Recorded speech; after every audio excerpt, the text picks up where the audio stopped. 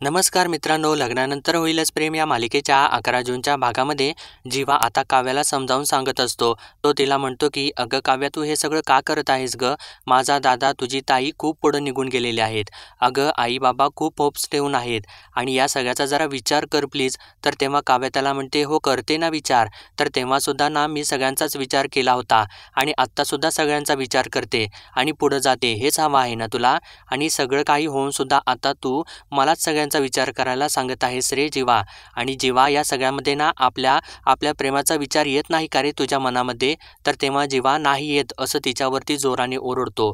तर तेव्हा काव्यासुद्धा का नाही येत असं त्याच्याहून जोराने ओरडते आणि त्याला म्हणते, जीवा खरं प्रेम करत होतास ना तू माझ्यावरती? आणि होतं ना खरं प्रेम? आणि कोण वाटले रे मी तुला? तुझा टाईमपास वाटले का रे मी तुला? आणि नुसता खेळच करून ठेवलेला आहेस माझ्या आयुष्याचा. असं ती बोलत असताना आता जीवा तिच्यावरती ओरडतो आणि म्हणतो की शटअप, जस्ट शटअप. मी नाही तुझ्या आयुष्याचा खेळ मांडलेला आणि उलट ना असं वाटून ना तू तुझ्या आयुष्याचा खेळ करून घेत आहेस. आणि का करत आहेस तू हे सगळं? आणि वेळीच मागे फिर, कारण तू जे करायला जात आहेस ना त्याचे परिणाम वाईट होतील. तर तेव्हा काव्या त्याला म्हणते, परिणामाची भीती ना आता मला नाही वाटत आणि वाटणार सुद्धा नाही. त्यामुळे आता मला जे करायचं आहे ना ते मी करणारच, असं त्याला ती डायरेक्टच बोलते. तर तेव्हा जीवा मात्र धक्क्यानेच तिच्याकडे बघतो आणि म्हणतो की काय करणार आहेस? सगळ्यांना जाऊन आपल्या नात्याबद्दल सांगणार आहेस ना? जा सांग, बिनधास्त सांग. ज्यांना ज्यांना सांगायचं आहे ना त्यांना जाऊन सांग. मला काहीच फरक पडत नाही आणि मी हे प्रेम ना मान्यच करणार नाही. सगळेजण ना तुझ्याकडे पुरावे मागतील, तेव्हा त्यांना द्यायला तुझ्याकडे काहीच नसेल, कारण आपल्या सगळ्या गोष्टी, आपले मेमरीज, सगळं काही जाळून टाकलेलं आहे मी. आता ना तुझ्या आणि कोणाच्याच काहीच हाती लागणार नाही, ते कधीसुद्धा. आणि कळालं का तुला? आणि असं बोलल्यानंतर आता काव्याला मोठा धक्का बसतो आणि ती एकसारखीच धक्क्याने त्याच्याकडे बघू लागते. तर आता बघा इकडे मित्रांनो, पार्थ विक्रमसोबत बोलून झाल्यानंतर परत चाललेला असतो आणि त्याची नजर त्या बॅगेकडे जाते आणि का कोणास ठाऊक तो परत मागे वळतो आणि त्या बॅगेकडे येतो आणि ती बॅग हातामध्ये घेत असताना म्हणतो की एकेकाळी ना ही बॅग तर माझीच होती. आणि तेव्हा म्हणतो, अरे एवढी जड कशी काय आहे ही बॅग? आणि त्या बॅगेचं लॉक काढायचा प्रयत्न करत असतो आणि म्हणतो की अरे ही बॅग तर लॉक आहे ना, असं तो बोलत असतो आणि याचा नंबर काय असेल असं म्हणून तो ती बॅग उघडायचा प्रयत्न करू लागतो. तर इकडेच आता मित्रांनो, काव्या डायरेक्ट जीवाची कॉलरच पकडते आणि त्याला म्हणते, अरे जीवा, तू असं का केलंस आणि का जाळलेस तू सगळे गिफ्ट? आणि आपल्या आठवणी होत्या ना रे त्या सगळ्या, आणि का जाळलंस तू ते सगळं? आणि आपल्या आठवणी होत्या त्या, जीवा असं का केलंस जीवा, का केलंस? असं ती जोरजोराने ओरडू लागते. तर तेव्हा आता जीवा तिला म्हणतो, अगं काव्या शांत हो प्लीज, शांत हो. तर तेव्हा काव्या त्याला म्हणते, मी ओरडणार आणि मी सगळ्यांना ओरडून ओरडून सांगणार तू माझा कोण आहेस ते. आणि ऐकू देत सगळ्यांना, पार्थ, नंदिनी ताई, सगळ्यांनी ऐकू देत. सगळ्यांना सांगणार आहे मी जीवा. आणि बाकी सगळं जाळलं असशील रे तू, गिफ्ट जाळले असशील, फोटो जाळले असशील, सगळं जाळलंच, पण तुझ्या छातीवरच्या माझ्या नावाचं टॅटूचं काय करणार आहेस तू? आणि ते कसं काय लपवणार आहेस रे तू? सांग ना मला. असं ती म्हणत असताना आता जीवाला धक्काच बसतो.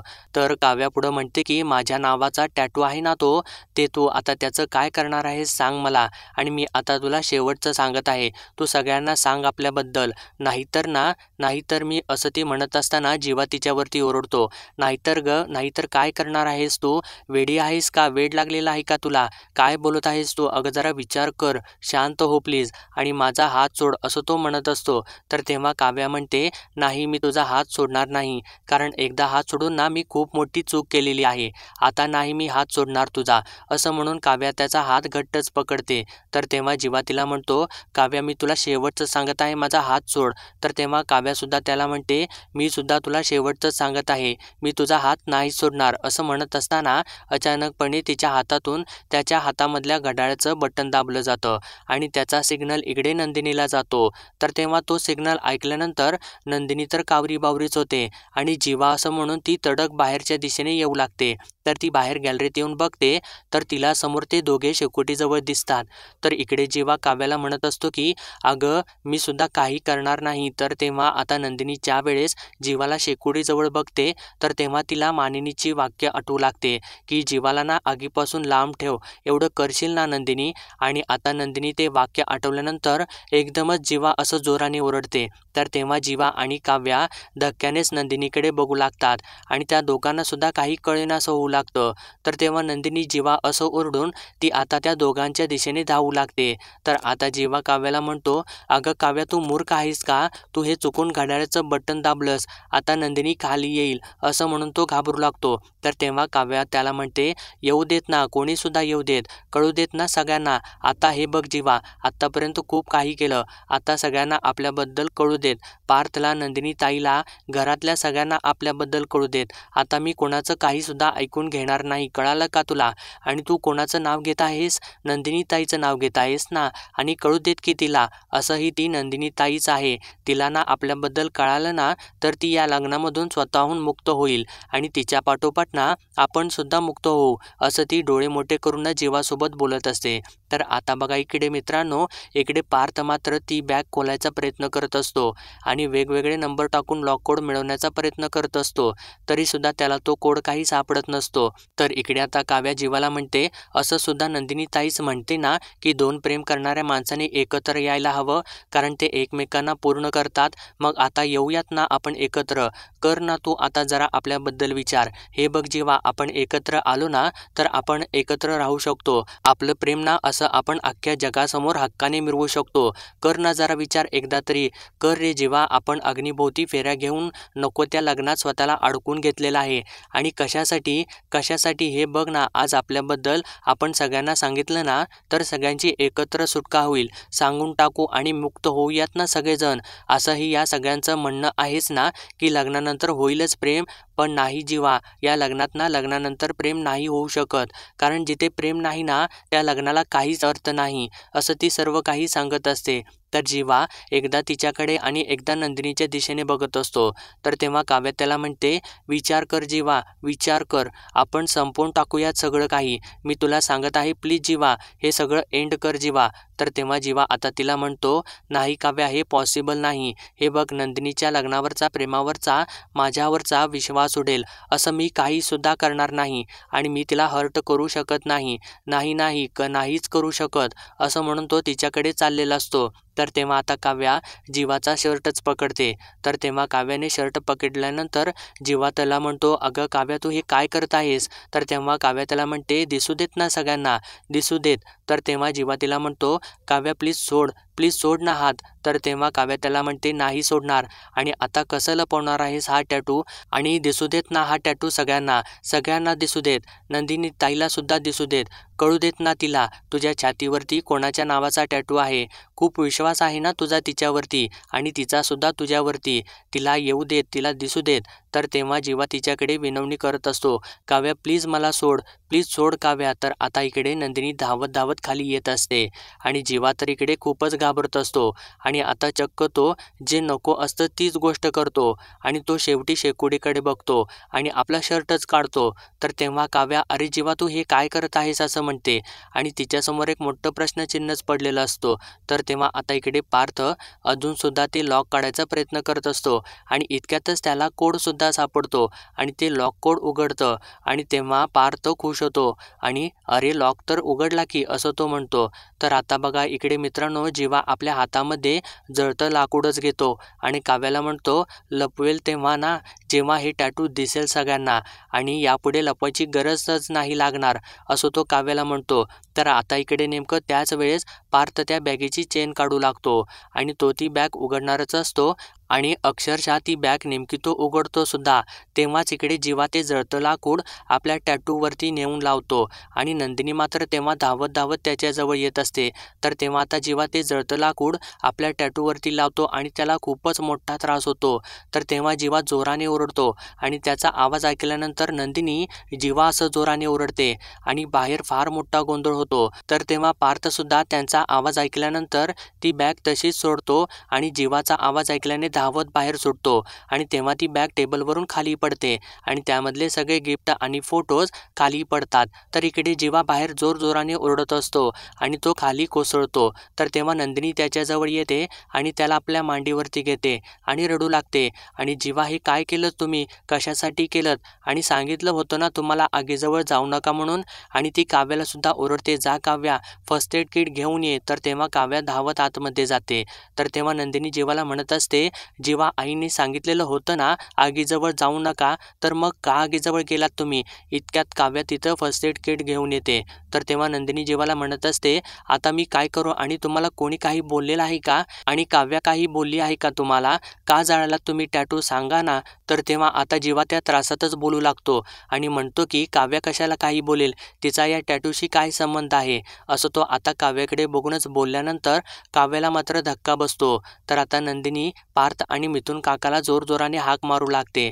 तर आता मिथुन काका आणि पार्थ सुद्धा धावत येऊ लागतात आणि तेव्हा नंदिनी जीवा काय झालं असं म्हणून ते दोघे सुद्धा त्याच्याजवळ येतात. तर त्याला बघितल्यानंतर नंदिनीला तो विचारतो काय झालेलं आहे जीवाला आणि तो त्याला उचलून घेतो. तर तेव्हा मिथुन काका सुद्धा तिथं येतो आणि जीवा असं म्हणू लागतो.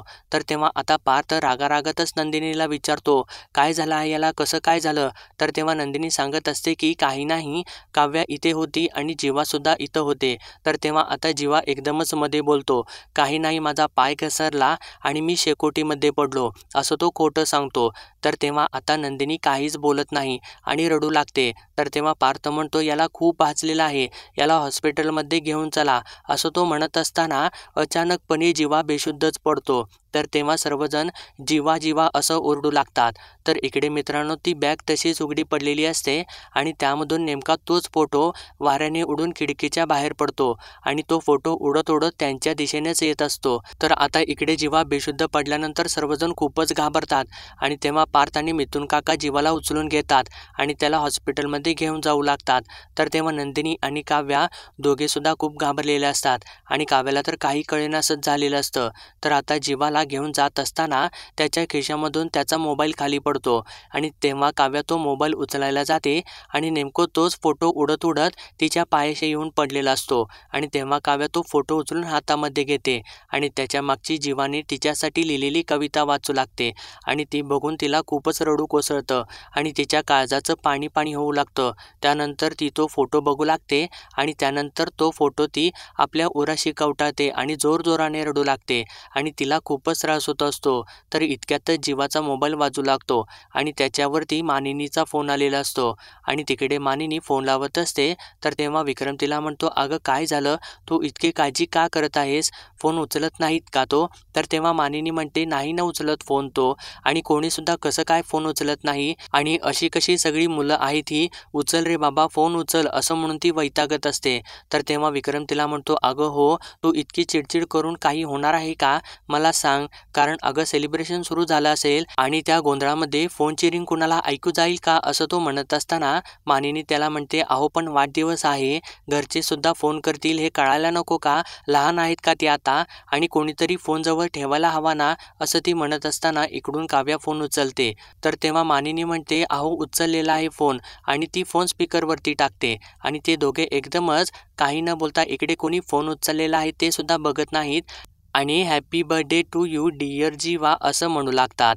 तर तेव्हा इकडून काव्या मात्र रडू लागते. तर मानिनीला तिचा आवाज ऐकू जातो आणि तेव्हा मानिनी विक्रमला थांबवते आणि ती आता म्हणते की काव्या, अगं काव्या का रडत आहेस तू, काय झालं काव्या, काय झालेलं आहे, जीवा कुठं आहे आणि तू का रडत आहेस, बोल ना काव्या, बोल काहीतरी, काव्या मी पाया पडते ग तुझ्या, असं म्हणून ती वैतागते. तर तेव्हा इकडून काव्या जीवा जीवा असं करू लागते आणि तेव्हाच इकडे मागे रम्या सुद्धा येऊन उभारलेली असते.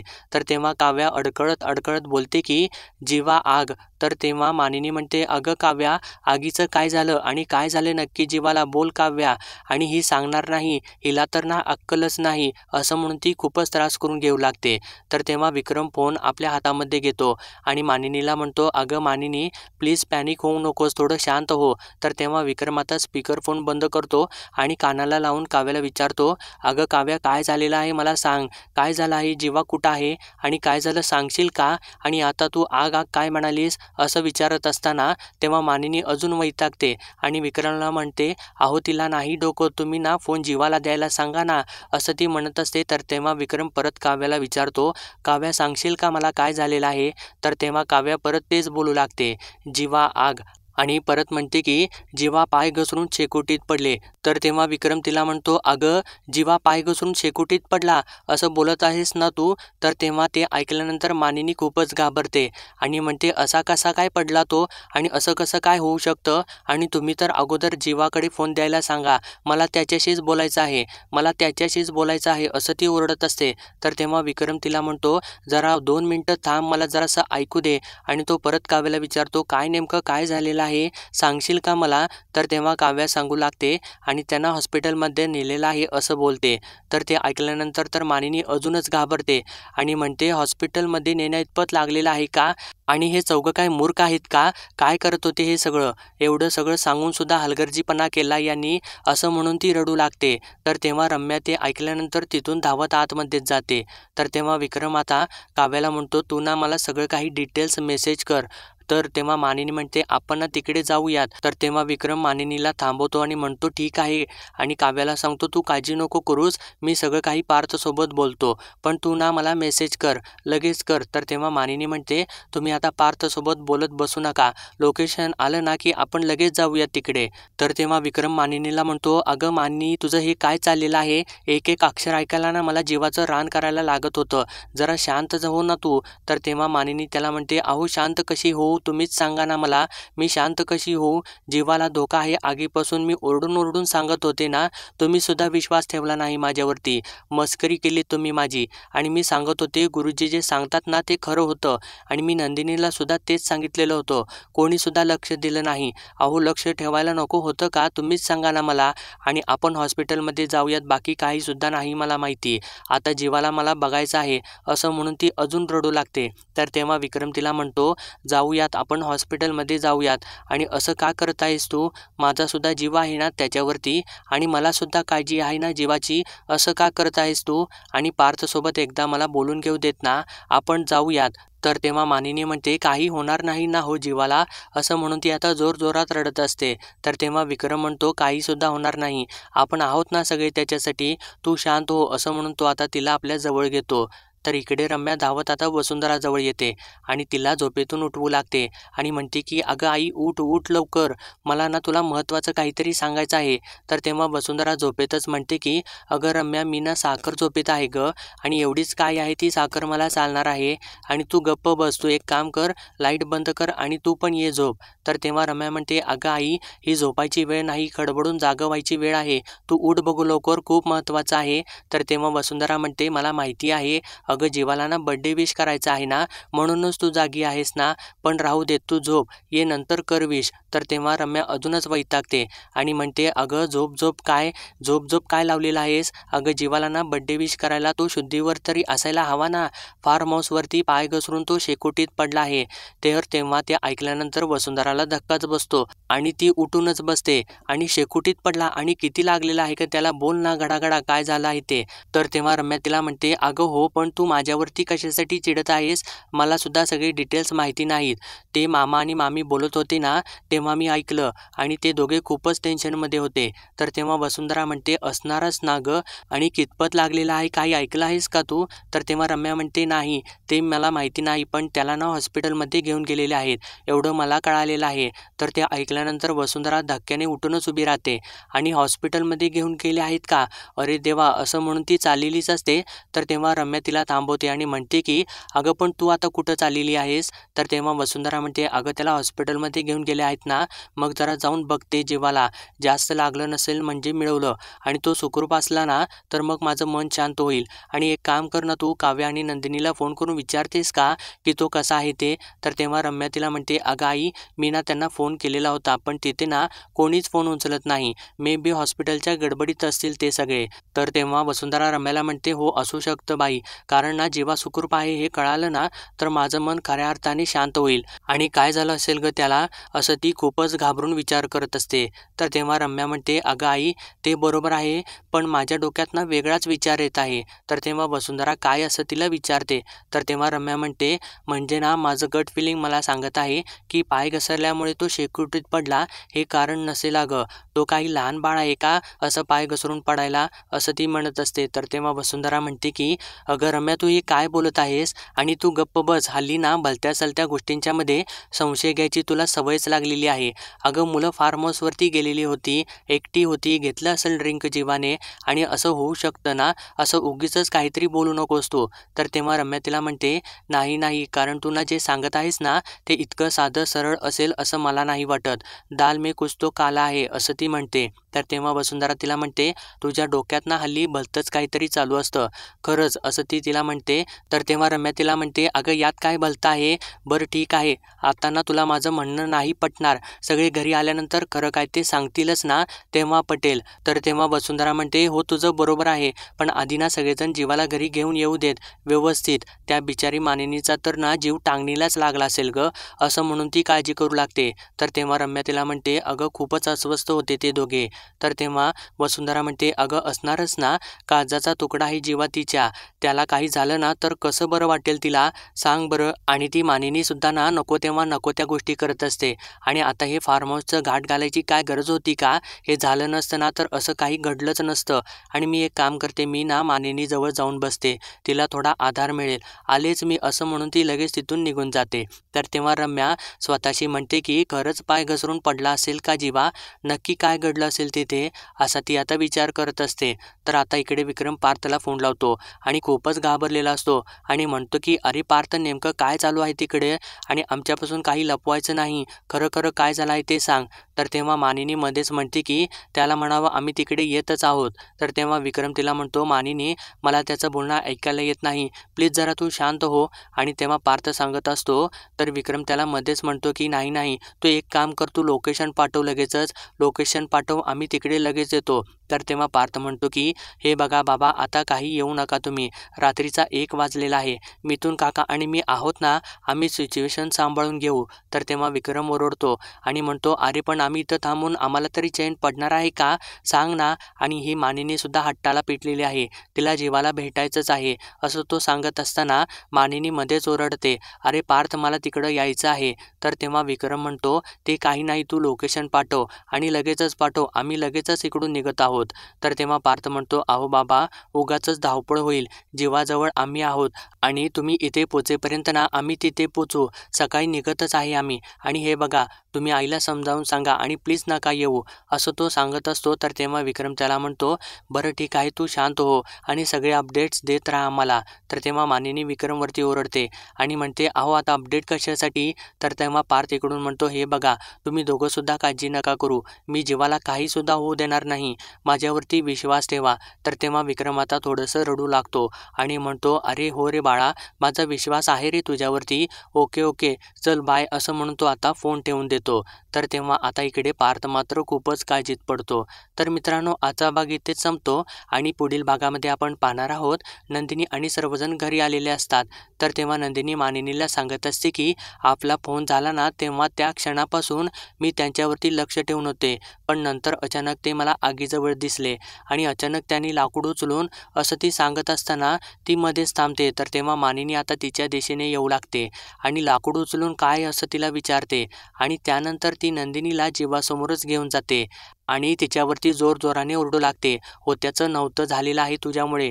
तर तेव्हा नंदिनी तिला सांगत असते की आई मी ना माझ्या परीने सगळं काही केलं. तर तेव्हा मानिनी मध्येच तिला थांबून जोराने ओरडते आणि पुढे म्हणते की आता ना तू तोपर्यंत लांब राहायचं त्याच्यापासून जोपर्यंत त्याला शुद्ध येत नाही, असं म्हणून ती नंदिनीला बाहेरच ढकलते आणि दरवाजा लावून घेते.